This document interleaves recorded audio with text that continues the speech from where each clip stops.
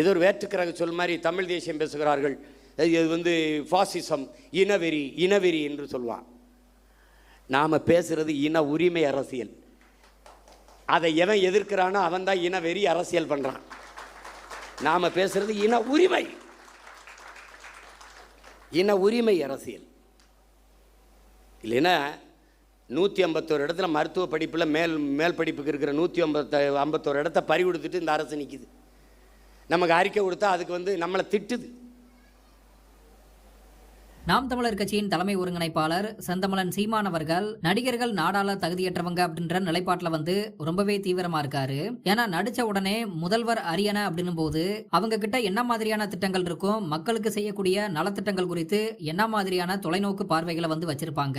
திரையில நடிச்சு முடிச்ச உடனே மேக்கப்ப அழிச்ச உடனே தரையில முதல்வர் வாய்ப்பு அப்படின்றத ஏத்துக்கிட முடியுமா?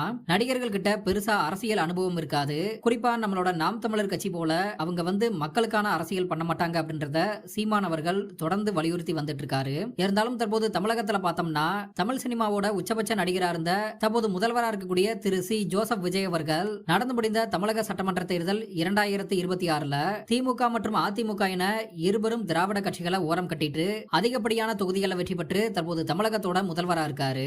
எனவே நடிகர்கள் நாடாள தகுதியற்றவங்க அப்படின்ற நிலைப்பாட்டை எப்பவுமே தெரிவிச்சிட்டு வரக்கூடிய சீமான் அவர்களுக்கு தற்போது விஜய் அவர்கள் முதல்வராக இருக்கக்கூடியது பெரும் அதிருப்தியை கொடுத்திருக்கும் அப்படின்னே சொல்லலாம். குறிப்பா இப்படி நடிகர்கள் பின்னாடி மக்கள் போயிட்டாங்களே அப்படின்னு கருத்துக்களானது கூறப்பட்டு வரும் நிலைமையில விஜய் அவர்கள் இப்படி வெற்றி பெற்று விட்டதனால இனி அடுத்தடுத்து நடிகர்கள் அரசியல்ல களமிறங்க தயாராகி கொண்டு இருக்காங்க அப்படின்னு தான் சொல்லணும். அந்த வகையில தற்போது தனுஷ் அவர்கள் அரசியல்ல குதிக்கும் வண்ணம் பல்வேறு வேலைகளை செஞ்சு வந்துட்டு இருப்பதா கூறப்படுது. குறிப்பா தற்போது தனுஷ் அவர்கள் செய்து கொண்டிருக்கக்கூடிய விஷயம் என்ன அப்படின்னு பார்த்தோம்னா, குறிப்பா தற்போது கோவை மாவட்ட ரசிகர் மன்றத்தை தொகுதி வாரியா இரண்டாக பிரித்த நடிகர் தனுஷ் அவர்கள் கோவை மாவட்டத்துக்குள்ள கோவை வடக்கு, கவுண்டம்பாளையம், சிங்காநல்லூர், சூலூர், மேட்டுப்பாளையம் தொகுதிகள், கோவை தெற்கு மாவட்டத்தில் கோவை தெற்கு, தொண்டாமுத்தூர், கிணத்துக்கடவு, பொள்ளாச்சி, வால்பாறை ஆகிய தொகுதிகளில் உள்ள உறுப்பினர்களை சேர்க்க மும்முரம் காட்டி வந்துட்டு இருப்பதா சொல்லப்படுது. இப்படியான சூழல்ல தற்போது சீமானவர்கள் பேசியிருக்கக்கூடிய ஒரு வீடியோவானது தற்போது சமூக வலைதளங்கள்ல வைரலாகி வந்துட்டு இருக்கு. அதாவது விஜய் அவர்கள் தற்போது தேர்தலில் வெற்றி பெற்று முதல்வர் ஆகி இருக்கும் நிலைமையில இனி அடுத்தடுத்து ஒவ்வொரு நடிகர்களா இப்படி கிளம்பி வந்துருவாங்க.